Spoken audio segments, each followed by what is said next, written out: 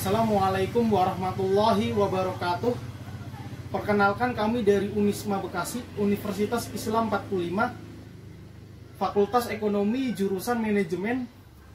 Kami di sini ingin mengerjakan tugas dari dosen kami, yaitu Pak Purnama Putra, yaitu membuat video soal jawab pengantar akuntansi.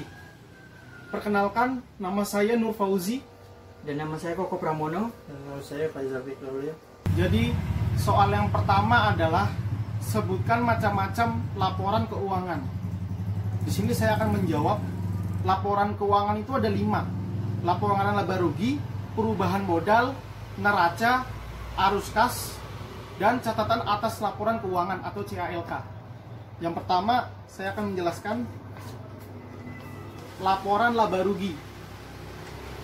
Laporan ini berfungsi untuk memperlihatkan apakah perusahaan ini mengalami kerugian atau keuntungan dalam satu periode keuangan. Selain untuk mengetahui keuntungan atau kerugian, laporan laba rugi ini dibuat untuk menginformasikan jumlah pajak yang harus dibayar oleh perusahaan dan juga menyediakan informasi tentang efisien langkah yang diambil perusahaan dilihat dari besar beban yang dikeluarkan. Lanjut yang kedua. Yang kedua adalah laporan perubahan modal. Jadi, secara umum, laporan perubahan modal akan menyediakan informasi terkait jumlah modal yang dimiliki oleh sebuah perusahaan dalam periode tertentu. Lanjut yang ketiga, laporan neraca.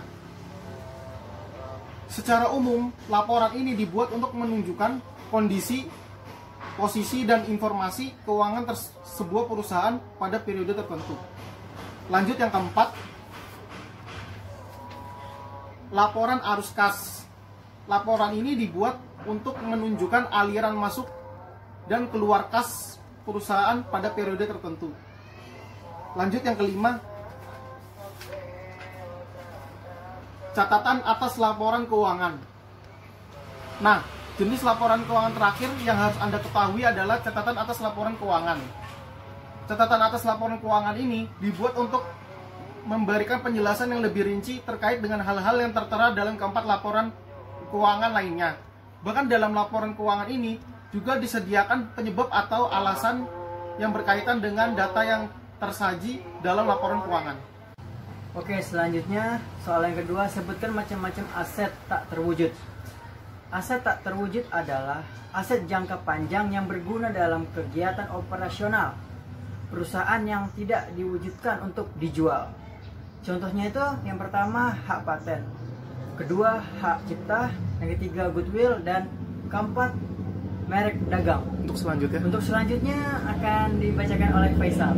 Untuk selanjutnya kita jelaskan hak paten. Hak paten adalah hak eksklusif untuk menghasilkan dan menjual barang dengan satu keunikan. 2. Hak cipta adalah hak eksklusif untuk menerbitkan dan menjual karya tulis, materialistik, atau komposisi diberikan dalam bentuk hak cipta. Goodwill adalah kelebihan harga pembelian bisnis di atas nilai wajar aset. Yang keempat, merek dagang adalah nama atau istilah atau simbol yang digunakan untuk menganalisis suatu perusahaan dan produknya. Ya, sekian dari kami. Kurang lebihnya mohon maaf apabila ada kesalahan datangnya dari kami dan kebenaran datangnya dari Allah. Billahi taufik wal hidayah. Wassalamualaikum warahmatullahi wabarakatuh.